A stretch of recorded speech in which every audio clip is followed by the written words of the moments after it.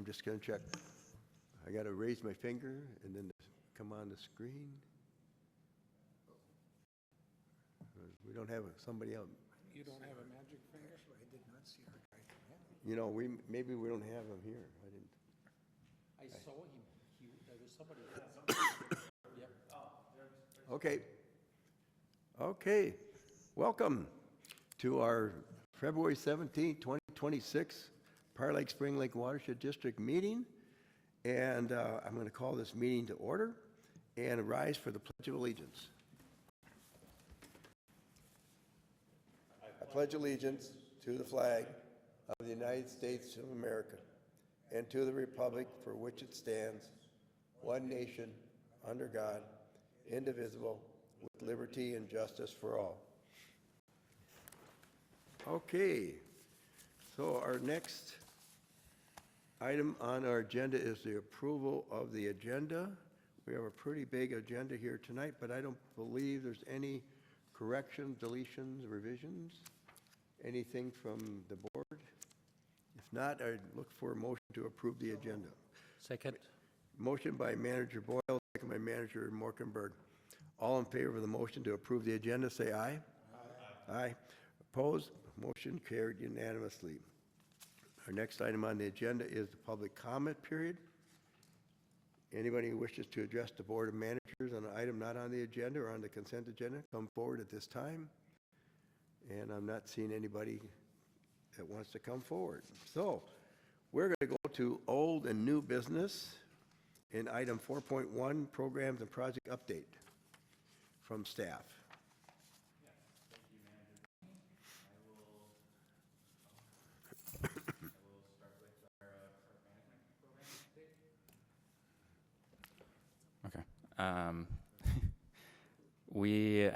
Our staff had tracked carp for the last few weeks, and they've been kind of aggregating towards the northeast section of Spring Lake. So about a week and a half ago, staff mobilized and we went out to conduct a removal effort. We got about 600 feet of net out, and it was really good to at least put some effort into trying to remove some of their carp. We don't really, while it was successful in deploying our nets, we didn't actually manage to capture any carp this time around. That's all I have for programs. I will turn it over to Danielle for projects. Yeah. I wonder if, would you mind to just explain again, so how many carp did you capture and why did we not dispose of them? So kind of complex question. So we did deploy 600 feet of net, but after we had deployed them, we were still tracking carp and they were still sort of in the area, and we tried to scare them towards our nets, but they didn't end up getting captured in the nets that we deployed. So we didn't capture any. And what type of net did you use? Gill nets. Yeah, so that's why you could catch them if they went in. Yeah. Yep. Yeah, we weren't able to use a seine net where we would hire commercial netters to come out. The area that the carp were in is not very conducive to seining because of obstructions on the bottom. Thank you. Yep.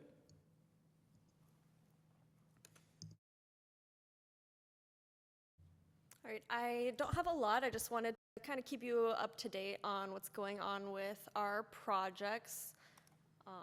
So you've seen a similar slide before at previous meetings. So we are still kind of in making steady progress on a lot of different projects, both projects that are slated for construction in 2026 and planned for 2027.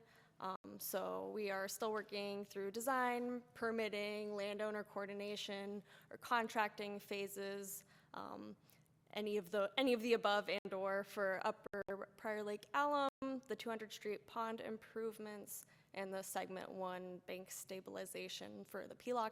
That last one we'll be talking about more later on the agenda today. And then for 2027 construction, again, still working through design, some monitoring plans, landowner discussions, or waiting for grants for the Highway 13 wetland excavation, the Spring Lake West iron enhanced sand filter, desiltation, ferrochloride desiltation pond improvements, early stage discussion of Buck Stream stabilization phase 2 we've discussed in previous board meetings, and then the Fish Lake alum treatment is kind of grant contingent as well. We'll have a kind of a big push for grant applications in the next month, so hopefully we can get some funding for some of those 2027 planned projects.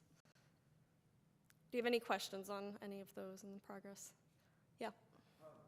What's the Buck Lake Phase 2? Yeah, so that is a project Emily's working on, and I think we discussed it a meeting or two ago. It's just another part of that Buck Stream channel. We were discussing with landowners on options for continuing work on stabilizing and enhancing that channel that flows into Buck Lake. Is that downstream from where we Yes. ended? Yep. Okay. All right. And that's all we have for projects and programs. Is that it? Okay. All right. Well, we're going to move on to item 4.2, which is Scott SWCD 2025 Summary of Accomplishments. And Troy Copo from SWCD will present. Thank you, Mr. President. Good to see everybody again. It's always a pleasure to be able to report some of the things we're doing with the district. And what I'm going to do is give you just a kind of high-level summary through a presentation format here. The detailed report of our accomplishments is in your packet, of course, and then if you have any questions afterwards, we'll dive deeper. So we'll get started. So as in previous years, can I control that or must you? I can right here, okay. Very good. So our services last year are fairly consistent as they have been in the previous years, including the cost share program, where we provide the conservation consulting, project planning, and implementation, both rural and urban practices. These are all voluntary conservation efforts by residents in your watershed. Farm-led council support, so providing the administrative support, meetings, planning, program management, things like that, as well as providing technical services and support to the program participants. Monitoring, we're limited to largely flows, assisting with collecting flows during those events. We also do some surveys, elevation surveys for benchmark elevations at these sites. Of course, permitting easements, some education, and then capital project planning. This is new for this year. It used to be upper watershed support, upper watershed blueprint work that has now transitioned to capital project planning, and so we kind of lump things under that. Example would be, you just spoke about the Buck Stream Phase 2. We just did some preliminary outreach to the landowner downstream of that existing site, and then the 200th Street Pond project. So the cost share program is all about engaging residents within your community. The graph here shows the number of new service requests. These are landowners who have contacted the Soil and Water District for services through that program. You can see it kind of remains steady. It goes up and down a little bit, but generally between 50 and 60 landowners per year would be an average number. We've assisted 56. That means there are a couple of landowners that we continue to work with from previous years who've reached out to us. A lot of those do result in actual projects on the ground. That's over a 50% rate there, where you see the comparing the number of projects we put into the number of service requests. That is comparatively high. When we look at the rest of the county, we're typically at 30 to 40% of projects or of service requests where people contact us for service that actually result in projects. In the watershed districts a little higher, and I would attribute that to the one-on-one work we do with the Farm-led Council. And then, of course, the projects installed, we're around 33 this year. The majority of those were farmer-led council and ag projects. But here's a photo of some of the non-agricultural projects.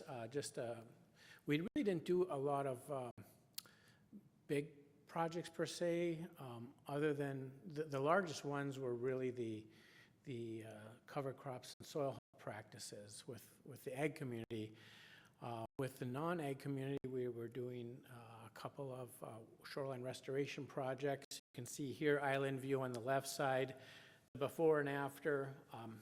Plants aren't obviously coming in quite yet, but over the next couple of years, you'll see that really blossom. The middle one is with Mike and Denise Svek. They did a rain garden off the corner of their property. And then on the right shows a project before and after for Vicky Towie, who lives there on Spring Lake, east side of Spring Lake. So this table here just kind of summarizes over the last 3 years the various types of projects we've done, ranging from native prairie to filter strips, grass waterway, line waterways, just a smattering of the different types of cost share projects we do within the watershed and countywide. Again, it's not showing a whole lot in terms of some of these engineered practices. We did 5 to 6 non-engineered, including a couple well sealings and then native landscape programs, shoreline buffer type programs. The natural landscaping, by the way, is in square feet, so that's why that number seems so much higher than some of the other numbers. If you get an acre of, pollinator planting or native prairie meadow, that number's climbs pretty quickly. But the one thing we do track regularly, as you know, is what are the water quality benefits. Not all the projects we do have water quality or measurable water quality benefits. They have more benefits by engaging and educating the community and helping private landowners do pro-water quality projects and spread the word and do other things. And one of the things that is intangible that we don't really track is what do those participants ultimately do once they become informed and engaged. And some of them become board members, some of them become citizen advisory committee members, and they just get engaged. This light is really bright. Is that supposed to be on me like that? Do you see that? It's like blinding me. But anyway, wherever we can, we do document the water quality benefits in terms of phosphorus and sediment reduction, and those numbers are there on the right side of that table. And those are all in pounds per year. So you see that? And the map there shows from the report just the number of acres that, or the distribution of acres that are relative to the Farmer-Led Council in promoting the soil health, cover crops, and nutrient management. The environmental benefits here is in a graphical format showing the 224 pounds per year. So that's cumulative. That's taking all the projects we do, and we calculate those benefits on what is the per year rate. So if we got 10 projects that are for 10 years, we're taking that and showing that total each of those 10 years. Once a project is no longer under contract and there's no obligation to maintain it, we stop taking credit for that reduction, even though the practice might be staying in place and being maintained well beyond our cost share contract term. But these are only what we can document under contract. The cost share project contributions. So this chart shows that what we try to do is leverage as much funds outside the watershed as we can for the program. So this shows the distribution between the percentage of funds that the Prior Lake Spring Lake Watershed District contributes, the Soil and Water Conservation District through our various grants and access to different funding sources, as well as the landowner. So you can see the district and the landowner right around that 20% each, with the Soil and Water District bringing the rest of the funds there.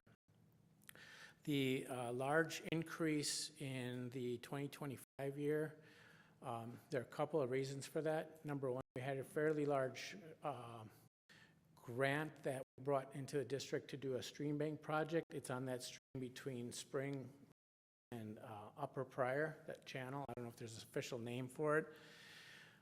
But we had encumbered $13,000 towards that. We had almost $60,000 in funding from federal sources to the Plslwd Council projects, and then about $5,000 for that Island View HOA shoreline restoration projects. When you add that up, that kind of speaks to the large increase this past year.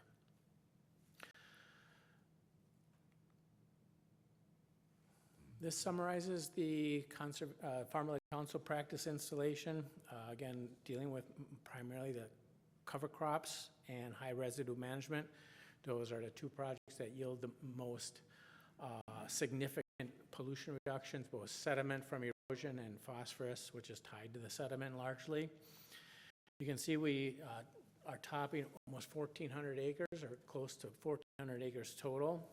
That includes some that were previously approved in prior years and are being implemented this year, as well as the new ones that were approved in 2025. So a little over 862 acres of cover crops and 530 acres of high residue management. The right graph is the lake-friendly farm certification acres. You can see we added for the 2025 another 172 acres. That program is going to be modified a bit, and we'll probably present that at future board meetings as staff work through maybe some of the changes they're considering. But be that as it may, right now we're at over 1,131 acres total that are certified. This means farmers are essentially doing just about everything you could ask them to do for water quality while still maintaining productivity at acceptable level and profit. So it's a balance between the environmental considerations as well as economic viability. So that's over, well, not over, but very close to 20% of the watershed district is certified. Now, I would venture to guess that there's a lot more acres that actually do meet those rigorous standards. They're just not accounted for. Again, looking at the environmental benefits, both phosphorus and sediment. So just like we track for the regular cost share program, we track these benefits for the Plslwd Council as well. Because of the increase in acres in 25, you see that number is higher than it has been in the last 8 years or so. So I think the important part here is just the trend. And we've been putting a lot of effort, a lot of priority on participation and programs and funding and effort to get these numbers up, and we're seeing the result of that come to fruition. So we're really pleased with what we're seeing here, and we hope you are as well. Moving on to different programs, so the permanent easement support. So with easements, we got a couple on the agenda today. For 2025, we completed 2. That one was the Aspen Ridge development, and the other was Jeffers Pond 10th. And we started 3 last year, but they didn't quite complete. That includes Stone Path, residents at Crestwoods and Sutton West. As it turns out, Stone Path and Sutton West are on your agenda today, so 2 more of those will be completed as of tonight, hopefully. And then we continue to work on the existing easements. These were ones that were actually recorded prior to 23 that just never really got closed out cleanly. So that involves making sure all the records are straight, that all the signage is done, that the buffers have been well established. So we continue to work on those as we can. Inspections, so we do annual inspections. We've gone to a 3-year cycle, so rather than inspecting every parcel that has an easement on it every year, we're doing it on a 3-year rotating basis. So we divided the district into 3 different zones, and we'll do each zone each year. In addition to doing each zone, if there were parcels outside the zone, so a parcel in a different zone that had a violation the previous year, we'd also go back to that one. So it's not always just that one zone. But anyway, last year we did 124 inspections, or I should say 124 parcels that were inspected, and we logged 165 violations. 31 of those were recurring, so we went back to those ones that had previously identified a violation on them and were able to record that again. Our third area is the processing of permits. So there are 3 new permits issued, 2501, 02, and 03. The only one that was actually issued was the Muhlenhart Road one. That's 2501. They're actively working on that site. The board did approve the 2502 and 2503 with conditions, and we're still working with Carl and the developer on meeting those conditions, and we're getting close on both of those. And then we facilitated reviews. These are projects that are being permitted by the city or the county, not the watershed district. The watershed district does review the stormwater plans and any buffer requirements and provides feedback and comment to those permitting entities as a courtesy. The graphic there on this page just shows kind of how the breakdown of easements. So currently there's 55 easements within the district, 261 tax parcels. And again, we did 124 inspections and logged 165 violations, 134 new ones and 31 recurring. And this graph kind of gives a breakdown of the nature of those violations. So the majority of those violations are either missing or misplaced signs and or mowing. So those make up well over half of all that. So it's not severe violations. We would refer to them as minor. And we don't spend a lot of time following up on those. We do send letters after the inspections and letting them know that they need to get their signs in place and stop mowing, and hopefully they do. And then there's other a little bit more maybe moderate types of violations. Maybe they have brush in there, they're doing some landscaping. Those generally we would consider minor as well. Landscaping ornaments would be like little gnomes or bird feeders or things like that that don't too much affect the intent or purpose of the easement. But then you get into some things that start to have a greater impact, and those are the ones we're really focusing on, our time, the things that have more severe impact to the purpose and value of that easement. These would be hard landscaping type features, trails, walls, patios, things like that, fences, and other permanent structures. So that's where we spend most of our time on focusing. Here's just a kind of a picture scheme of the different types of things we see out there. I would say this is probably the kind of the dirty dozen, if you will, even though it's not a dozen, but this is kind of what the worst of what you would see out there. Fences, sidewalks, patios, parts of patios, and just non-native landscaping are typical of those types of violations. Education outreach, so we coordinate with the watershed district. Of course, you have your own watershed plan, our education plan, and we work hard to coordinate and provide value to your activities and just coordinate them with the county-wide activities and get some good economy of scale with workshops, events, and different media. And I'll just kind of focus on the media, for example. We focus a lot on that because that's a great way to reach just about every household. There's 63,000 households that receive that Scott County scene. And having an article in there that has messaging that's important to the watershed district as well as other watershed organizations throughout the county just has a lot of benefit. And if you ever want to see activity increase in a certain program area, if you have something available, you put it in the scene and you instantly get some results from that.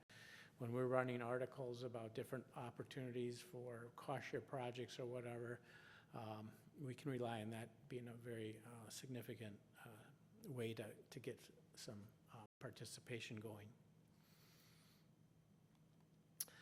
And I'll just round out with a summary of our budget. So we did come in a little under budget, but we spent a little bit more on the permits and easements program. We could probably spend the entire budget just on easement, if, violations and compliance, if you wanted to go after everything. But of course, we have to prioritize and work within that. But overall, we came in a little bit less on the cost share program. Well, pretty much everything else except for the permits and easements program. And within the permit easements, it's the easements that's driving that number, not necessarily the permitting. So with that, I'll try to stand by for any questions.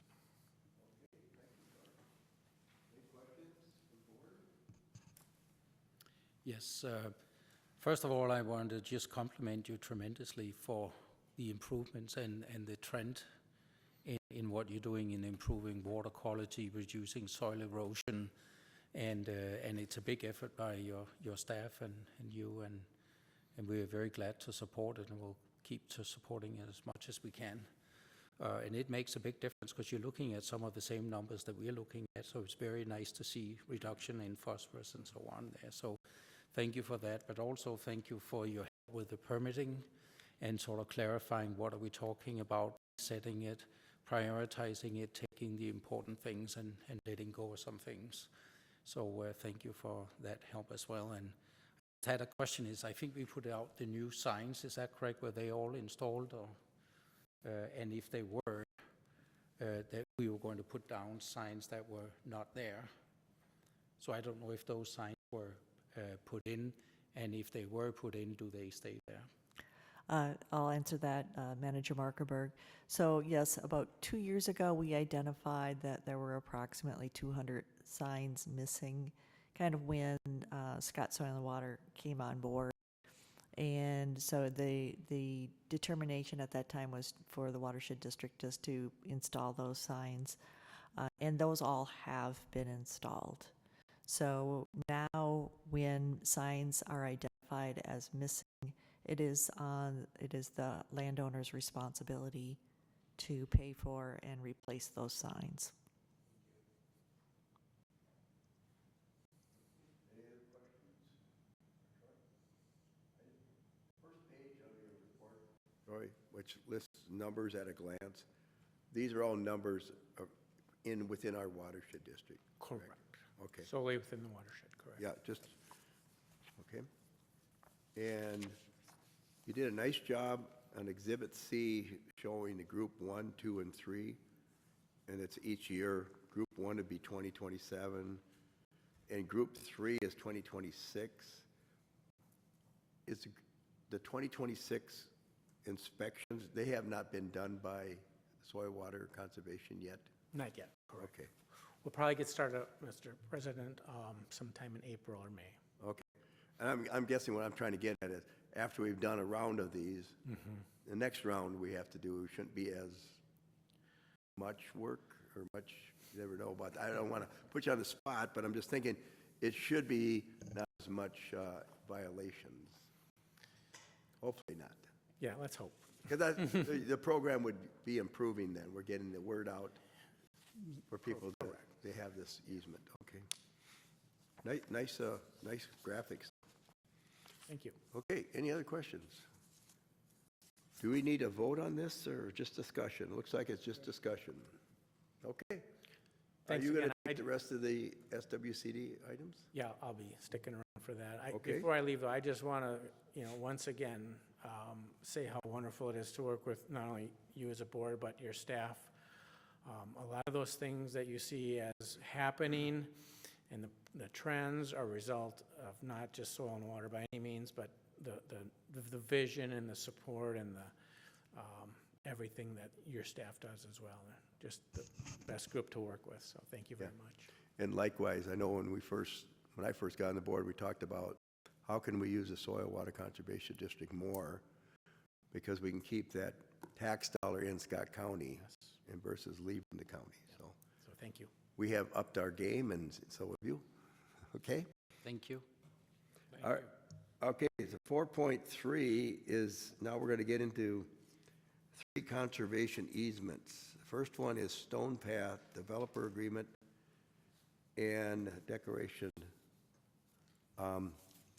We do have a new conservation easement on the table. Apparently, there was a page missing, so when we make the approval tonight, we'll be approving the easement on your table here, Ford. Okay? Joni, are you going to take this? I am. So President Loney and managers. So the Stone Path development is an infill development located just north of Lower Prior Lake. County Road 42 is kind of the north end of the parcel, and it's located just a little east of County Road 21. The parcel, even though if you look at it from an aerial photography, looks like it's all vegetated, but there actually are 2 wetlands on that parcel. So Rule J requires that buffers be established and/or preserved adjacent to these wetlands, and that conservation easements be placed over those buffers and dedicated to the watershed district. Current protocol calls for obtaining a development agreement as a way to recover district costs as we set up these conservation easements. If vegetation needs to be established adjacent to a wetland, the rule calls for the developer to provide an escrow to ensure vegetation establishment. And that development agreement calls out the cost per square foot of those escrows. The Declaration of Conservation Easement defines the easement boundary and is recorded on the parcel. Actually, if we advance next. So this is the graphic that is in the Declaration of Conservation Easement, which shows the 2 wetlands on the parcel with the hatched area indicating the buffers adjacent these 2 wetlands, and that hatch also indicates the area that will be placed that the conservation easements will cover. The buffers and the associated easements, as depicted and described in the Declaration of Conservation Easement, meets the district rules. And staff has already received the escrow funds from the developer subsequent to the issuance of this packet. So therefore, staff is recommending that the board approve the Stone Path Developers Agreement and the Stone Path Declaration of Conservation Easement as on your table for execution by the district administrator. Okay. Okay, you're so Second. moved by Manager Boyle, Second? second by Manager Morkenberg. Okay, any discussion on the motion? Any discussion? No discussion? Okay, assume you're ready to vote. All in favor of the motion, say aye. Aye. Aye. Opposed? Motion carried unanimously, and that is the, I don't know if we said it correctly, but it is the easement on the table, the conservation easement. I think you did say that in your motion. Yes. Okay, so we're good with that. Okay, so we're going to go on to 4.4, and that is the Sutton West Developer Agreement and Declaration of Easement. And Troy going to handle this one?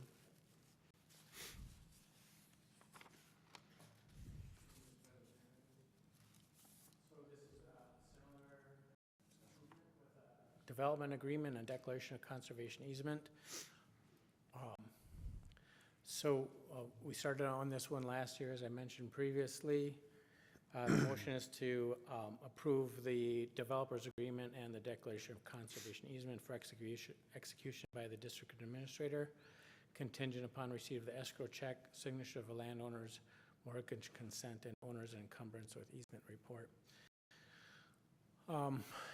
Maybe if we go ahead to the graphic on there. So this project is just east or west of Sutton Lake on Sutton Lake Boulevard.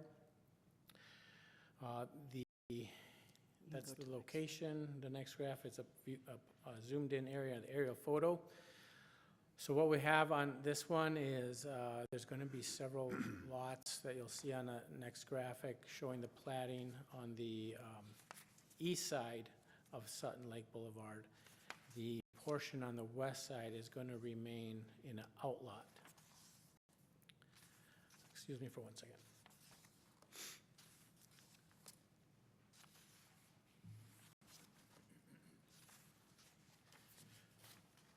Apologies. So the buffer area on this one has, the buffer area, the easement have been approved. We actually do have the signed easement document, signed and notarized by the owners. The piece that distinguishes this from prior easements is that Outlot A is essentially a farm field, as you saw from the aerial photography. So this easement includes a provision that you haven't seen before. It's provision 4 of the Declaration of Conservation Easement. And the title of that is Exception for Continuing Agricultural Use. And Exhibit E shows the area of that, where that exception applies. So what essentially this exception does is allow farming practices to continue as they have been. So in other words, even though there are 4 identified wetlands in that outlet, the exception allows farming to continue, not having to actually install the buffer. As long as it's continued farming and under agricultural use or normal farming practices, that exception will apply. And they have a copy of this slight modification. Yes, once again, on the table, you will have in front of you a copy of the Declaration of Conservation Easement, and it should be opened to a page, and the top of that page should start with Section 4, Exception for Continuing Agricultural Use. And there is a slight modification in the declaration that is different from what was in your packet, and that is in the red text in that packet that additionally calls for what can occur on that parcel while it's still being farmed. Correct, and that exception, the addition in red, it just came very recently. So after we put the packet together, Chris Kubish here, representing the landowner, indicated that the landowner had an agreement with the cell phone company to put a tower on that property. It hasn't been built yet, but there's still the opportunity for that to occur, and so Chris did request if we could add a provision in this exception to allow them to put in that cell tower should it go through. And so that's what that change is. Nothing else really would alter in terms of this exception, as the requirement would still prevent, or the allowance would still prevent any activity within the easement area itself. Basically, it's saying that the construction of a cell tower does not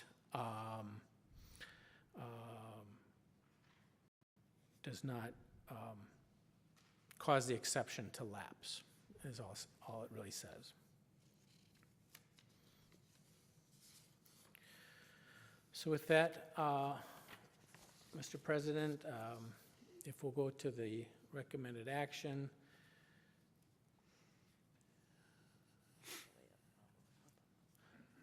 Again, the district is requesting the Board of Managers to approve the Sutton West Developer Agreement and Declaration of Conservation Easement for execution by the District Manager. Condition upon first receipt of an escrow check required as part of the Sutton West Developers Agreement, and receipt of a signed and notarized copy of the DA, DCE, notarized DA, DC, mortgage consent, and owner's encumbrance with easement report provided by the property owners. And again, Chris did provide a copy of the signed and notarized copy of the DCE, so there's just a few items remaining as that condition.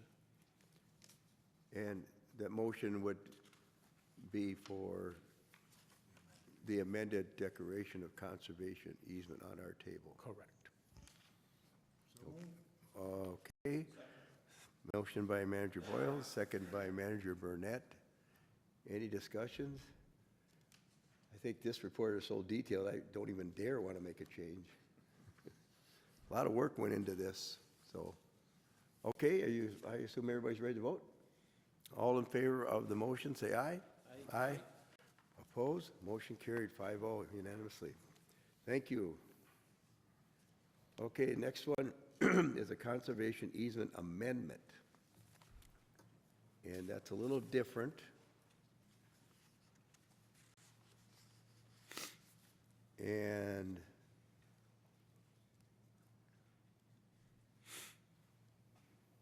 thank you.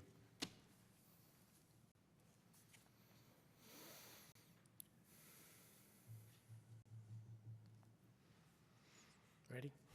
Okay. Mr. President, managers, so this one is actually coming back to the board. There was action taken by the board, I think in 2018. It just never went through. So it's coming back just because of the lapse in time and wanting to ensure that we do have the proper authorization, direction, and input from the board on this matter. So I think it would be good if we could just go to the aerial photo of this. This kind of helps tell the story.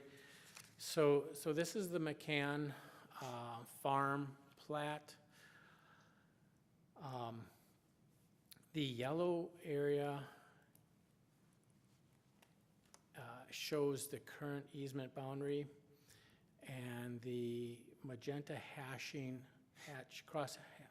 area shows where there are encroachments. As you can see, that easement goes so close to the backyards and backs of those houses that it really leaves very little, in some cases no room for any activity to occur in the back of those homes. And just naturally, as a result, there has been encroachments.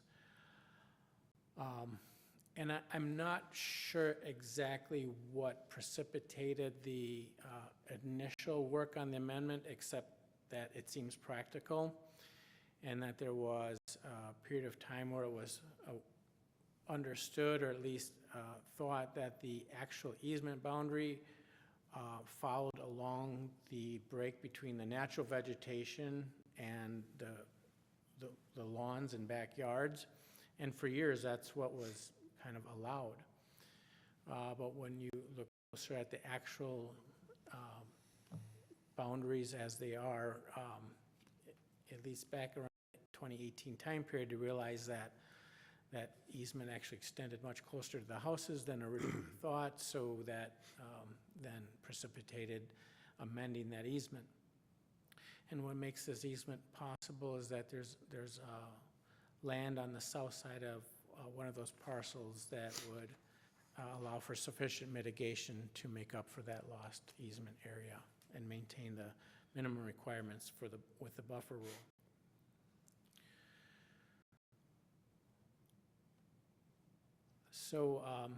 So Emma Warris from our office has been working with both landowners. We've picked up with them. They were under the impression that this had all been done, but it hadn't. So we confirmed that they were still interested in pursuing the easement, which they both were. They had submitted a escrow to cover the cost of this easement back then, so we're not making them submit again. There's a small balance left on the escrow that we'll use to cover the cost to complete this easement, and whatever balance or costs that are not covered by that remaining escrow amount, the district will cover that. Exhibit C shows what then is occurring. So the easement boundary is being amended. The blue area is being removed from the easement, and the red area is being added. I can't quite see the numbers there in terms of the square footage, but it's over double, almost triple the amount of area that is being added to that easement compared to what's being removed from the easement. Once this amendment is completed, the owners will have reasonable use of their areas. The encroachments will no longer be encroachments, and we should be able to proceed from there fairly nicely.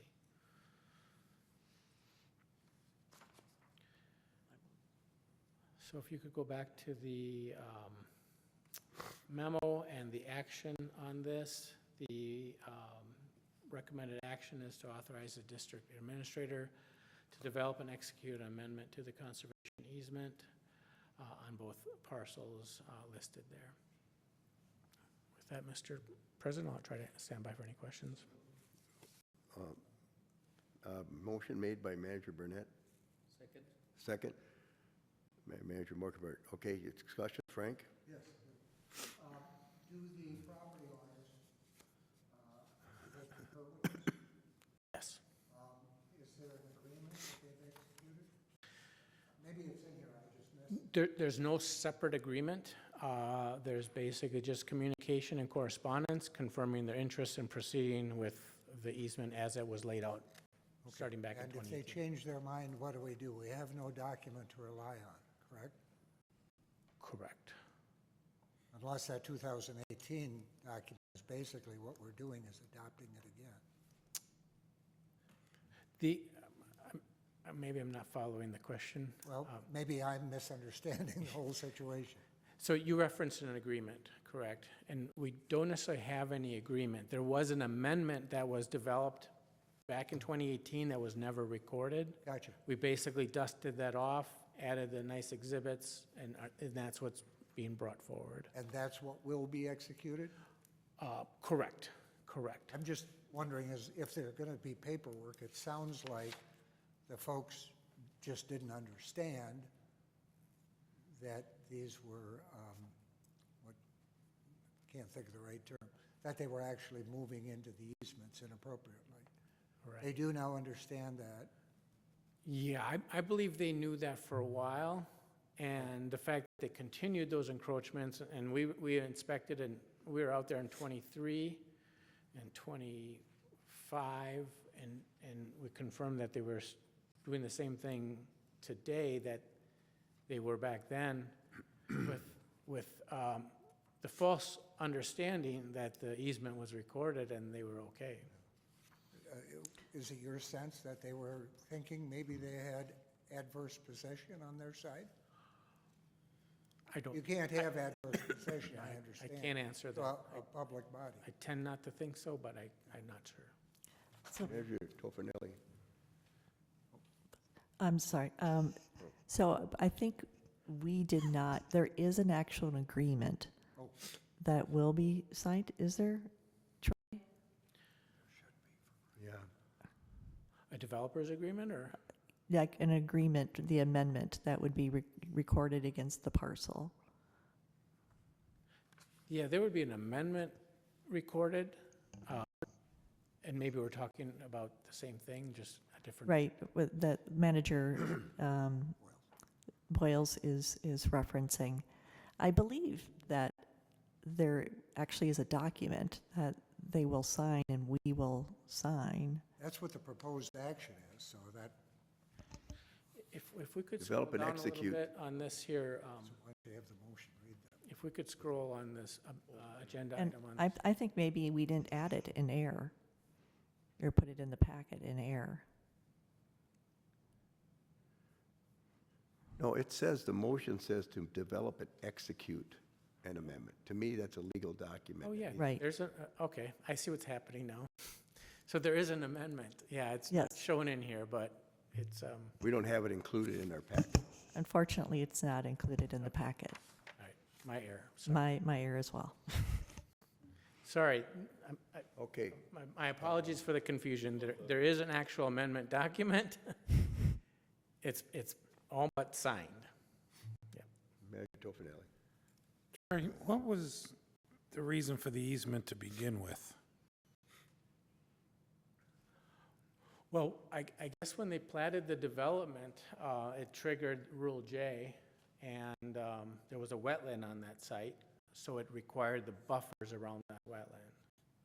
Okay, I didn't see, I was trying to look at this, I didn't see a wetland, and so I was trying to understand why. I was assuming, Yeah, That that would was be another exhibit in the amendment that's not in your packet. Sorry. thank you. Troy, I have a question. Yes. The land that we're getting, kind of like proposed easement addition, what kind of land is that? Is it like a upland, or it's not wetland, or it's, I mean, to me, this seems like this could be something that would be violated again someday. Well, it's interesting, Mr. President, is that land that we're adding is across the wetland, but on the easement owner's same parcel, right? The landowner south of there was actually encroaching into that property and using it as an extension of their lawn No. and other uses. I don't know that it was known or intentional, but be that as it may, in 2018 and 2019, when the owners of the parcels with the easement approached that landowner to the south to say, hey, you're kind of using our land as part of your lawn, and we want to make this part of an easement, they basically agreed to stop using it, and it is reverting back to natural vegetation. So we are gaining that in terms of land that was being used as a lawn and for various purposes of storage and things like that is now being left in its natural state. Are there going to be signs saying conservation easement? Yes, so now once the amendment goes into effect, then the signs will be placed in the new boundary along. In the new area as well. Correct, Right, correct. okay. Yep. Okay, any other questions for Troy? We do have a motion and a And a second. second. And the motion is still accurate, right? To develop and execute and. Yes, Yes, Yep. okay. yep. And there's nothing on the table for this one. Okay. I assume you guys are all ready to vote. All in favor of the motion, say aye. Aye. Aye. Opposed? Motion carried. All right, thank you, Troy. Welcome. You're done for the night, I think.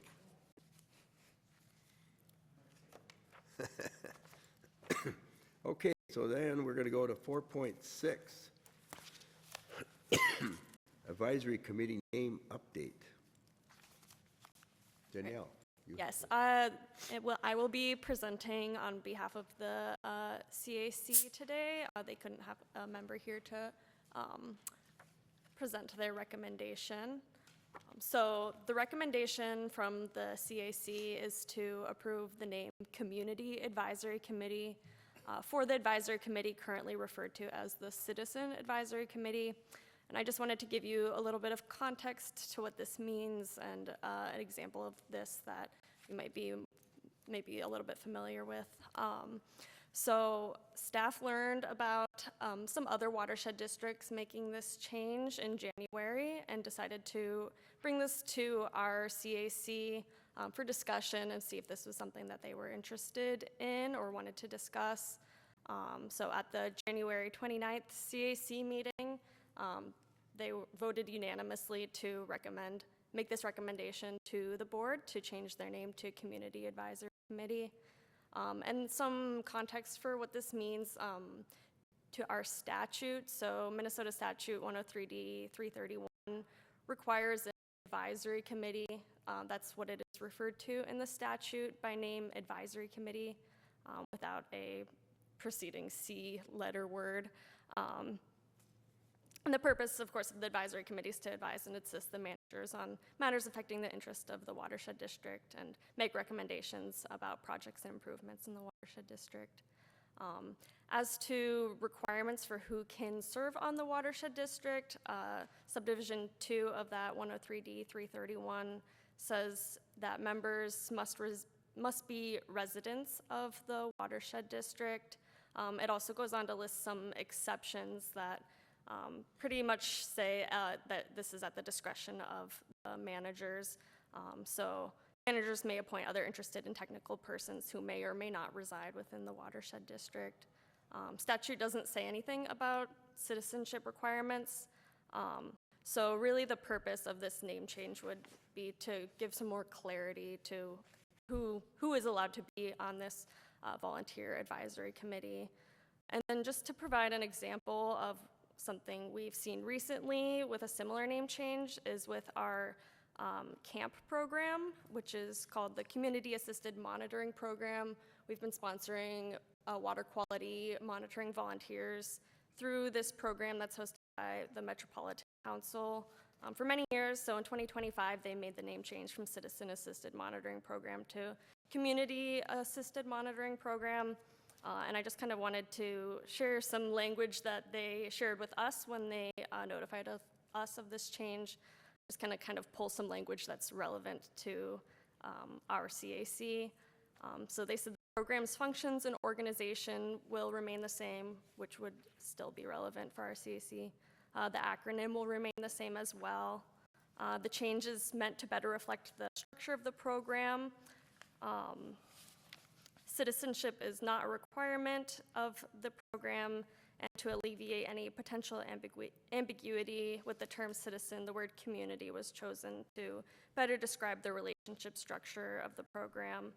And they said, pulling together as a community, we're better able to collect more water data to inform better decisions on how to protect our local lakes, which is, while our CAC is not collecting water quality data, they are representing the voice of the community to our board in regard to issues. So that's the presentation. So the recommendation for action would be to approve the name Community Advisory Committee for the advisory committee currently referred to as the Citizen Advisory Committee. Okay. Manager Boyles. So if I understand you correctly, there really is no functional difference. It's, do you want citizen or community? Yes, it's to provide comes down to. clarity, and it's to provide clarity in who is basically allowed in this committee. But it doesn't change anything? No, it does not. Okay. Yeah, it doesn't change anything in the statute. No, it would still meet Or not. statute, and it would not change the function of the committee in any way. Does it change our bylaws in any way, shape, or form? No, there would, I guess, be some inconsistency in the language used. I would guess be updated The name, as it's the word. updated in the future. Yep. Yeah, and we run into that in the last agenda item or similar to that. And the acronym would remain the same, so I think that would provide clarity in what we're referring to as we move forward. Who were the other watershed districts that changed? I don't have the list on me. Do you remember? I can't say for sure. I'm pretty sure Capital Region Watershed District is one. Ramsey Washington Metro Watershed In the District. they're probably metro watersheds. Mainly they're metro watershed districts, as we are as well. Yeah, when I first saw this item, I thought, what do we got against citizens? That's what I was thinking. So I actually Googled or AI'd, do you have to be a citizen to be on this committee? And the answer is no. You don't have to be a citizen, which is kind of alarming to me, being a citizen. I want a citizen being on our governing body, giving us input. But apparently, the way this is worded, you just have to be a resident. You don't have to be a citizen. I just On the wanted to other make hand, that point. The appointment is done by this body here. So It we is. have a controlling. We do have some control. Just saying, you don't have to be a citizen according, that's why I thought when they take the word citizen out, is there something going on here? But whether it's a citizen advisory committee or community advisory, you don't have to be a citizen according to the statute. Kind of alarming to me, but that's what I found. So it's just a name change. We need a motion. Did anybody make that motion? So moved? Motion by Nobody had made it yet. Okay, by Manager Burnett. Second by Manager Tofinelli. Any more discussion? Any more discussion? Okay, all in favor of the motion, say aye. Aye. Opposed? Aye. I just want to vote no on principle. 4-1. 4-1. Okay, now we're going to go to authorization award contract, which we have some good news there. Who's going to take this one? This is me as well. Danielle? Yep. All right. So as the board knows, last month we authorized to request quotes from contractors for the Plslwd Segment 1 North Channel construction. So we sent requests for quotes out to 19 contractors, 8 originally and 1 later requested that we send it to them as well. We received 8 bids, and the lowest bidder and recommendation for award is Barth Construction. This bid or quote came in below our engineer's estimate of probable cost, as well as the original estimate during preliminary design. So perfectly within budget. Construction's expected during low to no flow conditions in the channel with substantial completion September 15th. So the motion would be to authorize the district administrator to enter into contract with Barth Construction Incorporated in an amount not to exceed $119,139.05, and to authorize the administrator to enter into change orders in an aggregate amount not to exceed $11,913.91, or 10% of the contract not to exceed. So moved. Motion made by Manager Morkenberg and seconded by Manager Tofinelli. Any discussions? Barth, is it Barth? Yes, Barth. Barth Construction. I've never heard of them. Are they good firm?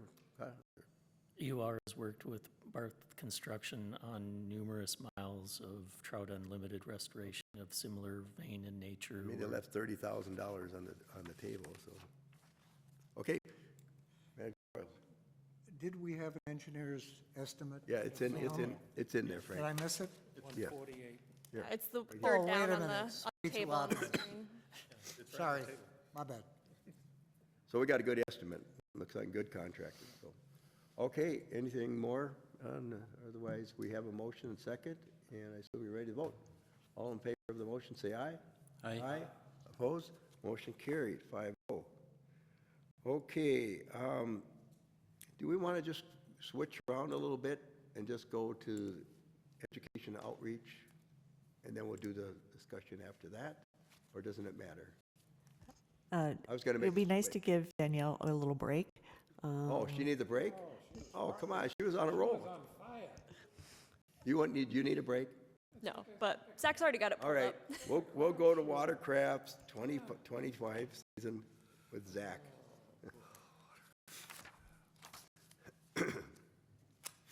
We'll need a break after this one. Thank you, Manager Loney. I am going to keep this a lot briefer than in years past, when we've had You all right?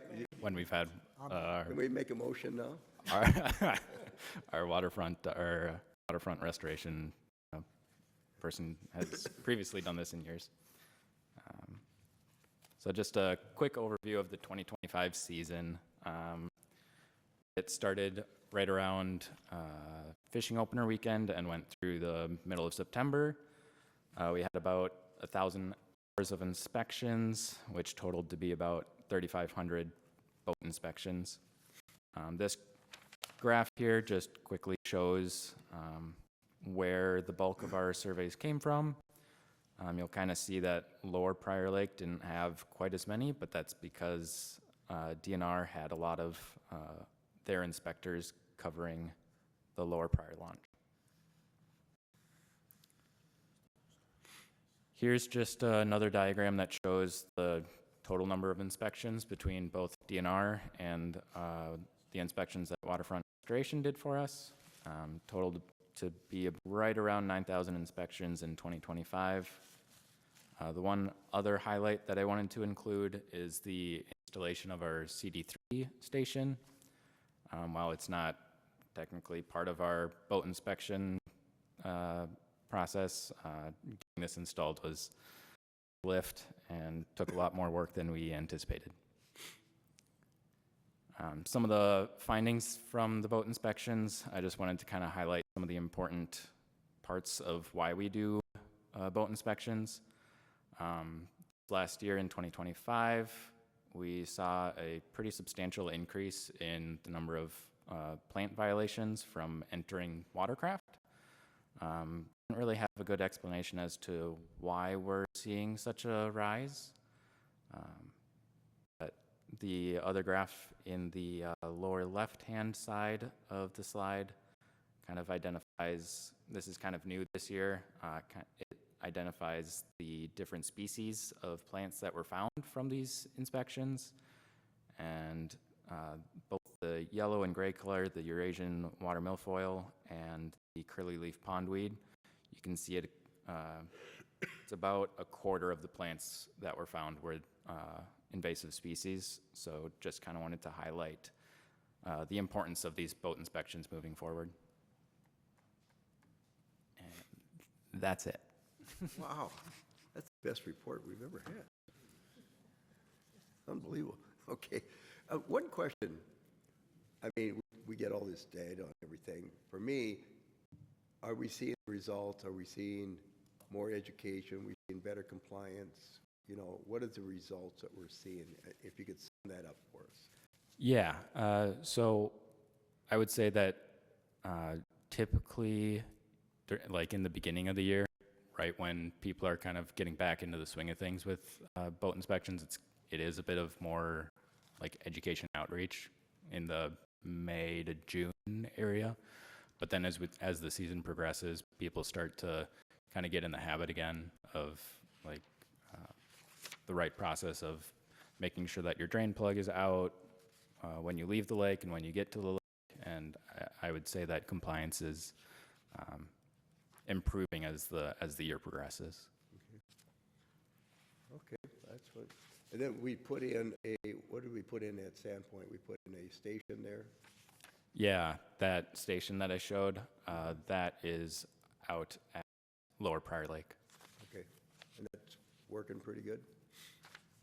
Yeah, I actually asked our consultants about it and if they had anything to say on the use. We don't really have like a way to track how much it's used, but that's something that we can kind of get a little bit more familiar with this year. Okay. Well, good.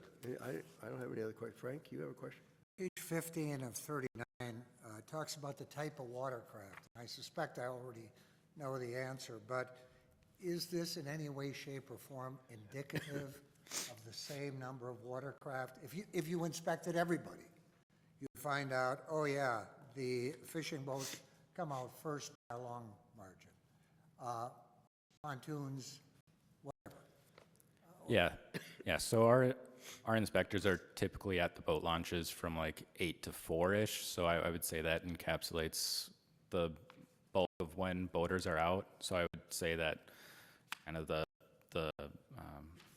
amount of wake boat owners and the amount of pontoon boat owners are like what graphic you're referring to. I'm sure it's comparable. Yeah, I guess I was more, do we actually know that there are a blank number of pontoons, and that constitutes 80% of the boats out on the lake? Are we inspecting 80%? I'm guessing the answer is absolutely not. There's no way you can control for that. I'm not sure. Or am I just confusing the dickens out of everybody? I'm not sure I'm understanding the question fully. I don't know if asking a question and then answering your question is going to help us here. You already know the answer, so tell us what it is. No, I don't, actually. I'm curious. But this is going to be random because you can't control all of it. You're not there all the time.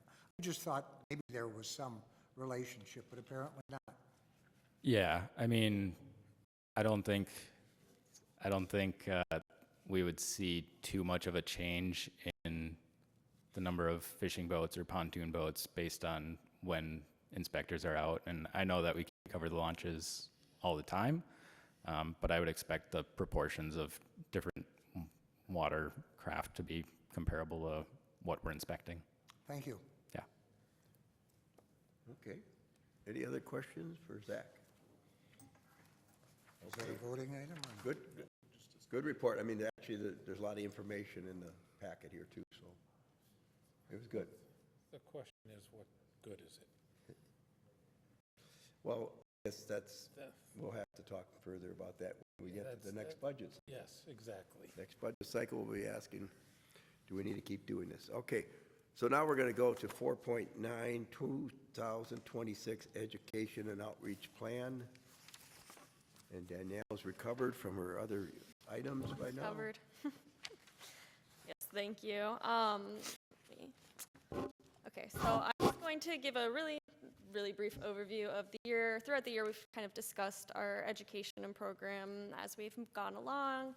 We had our second annual Watershed Week. We presented at many different annual meetings for different organizations. We collaborated with a lot of different partners on their events, like outdoor education days, the city real cool fishing school that we work with them every year on. We also had a carnival this year to celebrate our success on Upper Prior Lake with carp management. We had a tour of a lot of the lesser seen lakes in the district as part of Watershed Week. So I have some pictures from some of these different events up on the screen, and just wanted to highlight that over 1,300 people attended different events and presentations or volunteered with us throughout the year, and thousands more were reached through newsletters, social media, and through our partnership with SHWEP, or the Scout County Soil and Water Conservation District, which Troy highlighted some of that work earlier in his presentation. I also just kind of wanted to highlight our volunteer and community programs. These are really critical to our district. So these are targeted outreach efforts with volunteers that have committed to long-term efforts and benefits to the district. So that includes our ice on and off reporters that tell us the dates that they're seeing ice on and off and keeping an eye out on the water for us at those times of year. The camp program, we've had volunteers monitoring some of our smaller lakes for a very long time through this program, really committed group of people. Carp espionage, we reach out to people every year to keep an eye on carp in the lakes and spawning and helping us get out there and capture them when they are active and together. And then, of course, our Community Advisory Committee now, our CAC, they meet 6 times a year at least. It's a really great group we've gotten together, really dedicated group and really engaged. And then our community programs include Farmer-Led Council, and as well as our residential and agricultural cost share program. Really, again, just dedicated people I just want to shout out. And yeah, I'm going to move on to some highlights for our plans for 2026. This little graphic's just kind of showing the distribution of events from March to November. As you can see, we have a lot of them concentrated in kind of August, September time. We're planning to have our 3rd annual Watershed Week. Again, we've been shifting around the dates for this event, trying to find kind of the sweet spot. So we're going for the end of August this time. Planning a tour of the new Swamp Iron Enhanced Sand Filter, an art event that's to be determined what exactly that is, as well as a nature walk event. We're planning to have our intern this summer work to help plan at least one of those events with us, so hopefully something they're passionate about as well. Also planning to bring back the Clean Water Cleanup leaf raking event. We've been doing kind of buckthorn removals the past couple years, which have been a little less successful at pulling in volunteers, and I've had a few people throughout 2025 ask about the leaf raking event, so we're going to bring that back this year. I think people really engage with it. We're also planning a speaker event, which I will talk a little bit about in the next slide, as well as we have a new tabling opportunity with the Shakopee Mdewakanton Sioux community on Earth Day we've been invited to for the first time. Also planning the Chamber of Commerce has these lunch and learn programs, so this will be an opportunity for us to talk to business owners about ways that they can get involved and ways that we can help them get involved. So yep, lots of plans there. And then partner-led events, I kind of mentioned already, we participate in every year. It's the Prior Lakes Real Cool Fishing School, Starry Trek that's led by the MACERC, which is the Minnesota Invasive Species something. sorry, as well as the outdoor education days from Scott Soil and Water Conservation District. So those are great programs, really easy for us to just slot right in and engaging with volunteers and participants. And then again, I wanted to highlight that speaker event just so it's on your radar. So this event is to host a speaker from Minnesota Lakes and Rivers to talk about the impact of power boats on lake health. So in 2023, the board directed support for education on power boats and how to reduce their impacts on lake health. So Minnesota Lakes and Rivers has given a lot of presentations on this topic. They've given presentations to 65 different lake associations just in the last year. They have a really good approach for talking about it in kind of an unbiased way that focuses on all power boaters and how everyone can help to reduce impacts to our lake and improve water quality. We also want to be really clear with this that the watershed district's not a regulator on this topic to kind of avoid misinformation in this presentation, keep it educational, so everyone is informed on how they can help. We're also hoping to partner with at least one lake association. We're in discussion with them at this time. This event would be open to all district residents. That's all. Do you have any questions on this or any of the events planned for 2026? Any question? Manager Morkenberg. Yes, Danielle, I just want to thank you for sort of reinventing the education and outreach program and doing a lot of good events here the last few years, and encourage you to keep up the good work. Thank you. Thanks, Manager Morkenberg. Yep. Manager Boyle. I know we just heard about Prior Lake Day earlier tonight. Any possibility that's going to be incorporated in here? Yeah, that was the first time I've heard of that, but we can certainly reach out and learn more. Well, if you kind of take a look at it, I don't want you to wear yourself out. I'll move the district education outreach plan with the amendment to section on page 4, changing the name from Citizen Advisory Committee to Community Advisory Committee. So the reference. Yeah, we made that change. There's a motion made with an amendment to the plan. Is there a second? There's a second by Manager Burnett. Okay, discuss. I had a couple. Oh, sorry.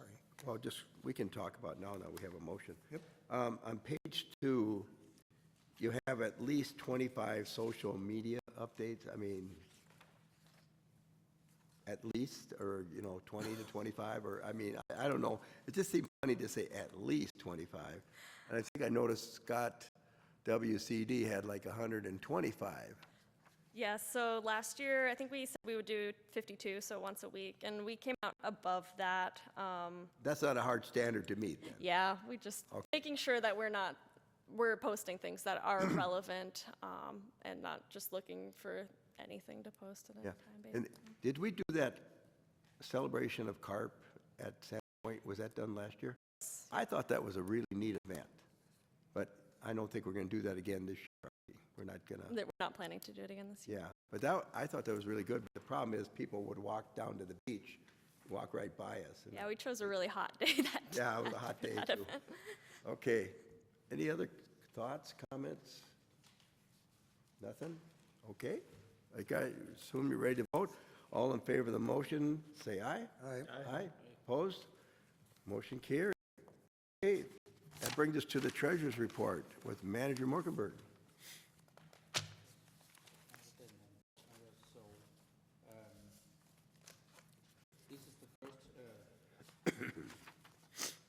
This is the first financial report of the year, and since most of the expenses that came through in January are related to 2025 activity, they do not show up on 2026 statements. So next month we'll see more activity there. So you can look at the two spreadsheets, and you can see there's not much numbers, and that's why. The district has a large cash reserve.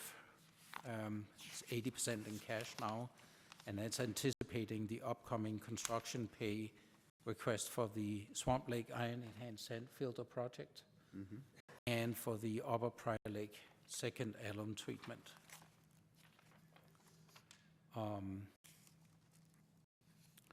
The cash flow show these larger expenditures, so you will see there's quite a fluctuation in the cash flow if you look at the cash flow chart.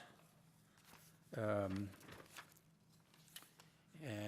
even with these large expenditures, we still have anticipated to have adequate cash to meet our expenditures for the year.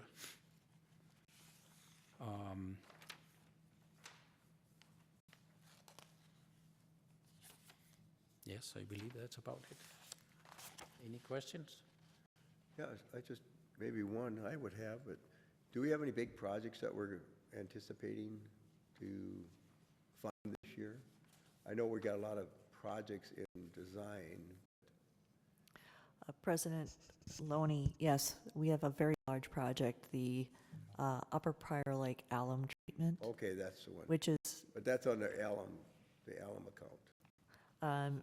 there is a new budget line item specifically set up under our capital projects for that alum treatment project. Also, while the Swamp Lake Iron Enhanced Sand Filter was substantially complete in the fall of 2025, we are still waiting for a pay application to come through for that. When it does, we're expecting that to be, somewhere in the 200,000 plus range. Okay. Yeah, so I agree, those are the two big Yeah, projects we that got we have plenty for of funds cash. to Yep. handle it. Okay. Any other questions for Christian on the financial report? Thank you Thank you. for doing that.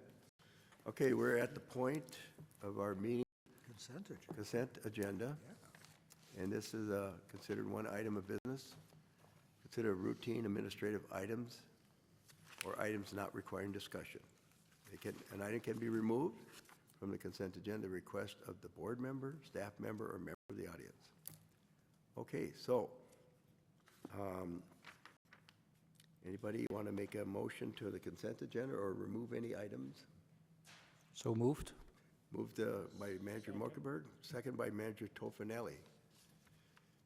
And I'll read the consent agenda before we vote. Meeting minutes from January 20th, 2026, board meeting. Meeting minutes on November 20th, 2025, CAC meeting. Claims list and bank purchase card expenditures. 2026 agreement between the Prior Lake Spring Lake Watershed District and Scott SWCD for the provision of professional conservation services.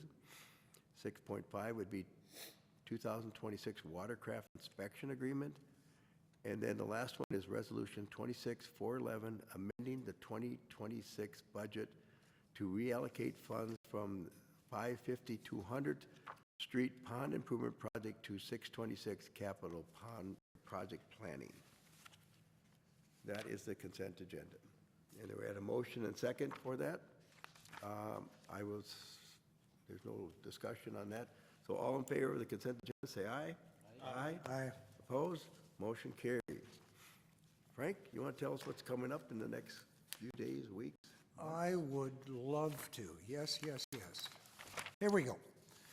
We have a PLOC Cooperators meeting this Thursday, the 19th at noon, right across the hall in the Parkview Conference Room. The Board of Managers workshop for March and regular meeting. The workshop, as usual, will commence at 4 p.m.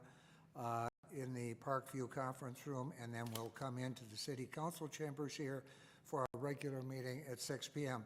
That happens to be, what day is that? Tuesday. Yeah, I know, but it's a holiday. Oh, St. Patty's. St. Patty's Wear Day, green. we'll all be dressed up in our St. Patty's gear, Matt's especially ready. the Matt's staff. ready. I guess we were. Okay. The CAC Community Action Committee will be meeting Thursday, March 26th, 6 p.m. In the Wagon Bridge Conference Room, and that is downstairs. And finally, there is a joint Board Community Action Committee tour and meeting Thursday, May 28th. A tour commences at 4 p.m., leaves City Hall at that time. There are restricted seating, so I'm not sure if people can call and go with us or not. I guess they'll find out. And we are also going to have our meeting at the Jeffers Foundation building, which is at 3884 Fountain Hills Drive. Okay, that'll be exciting. A change. All right. Well, that brings us to a point of adjournment, so I need a motion to adjourn. Motion by Manager Tofinelli. Second. Second by Manager Burnett. And everybody would like to vote on this, I assume? So let's say, all in favor of adjournment, say aye. Aye. Aye. Opposed? Motion carried. We are adjourned at 7:26. Thank you, everybody.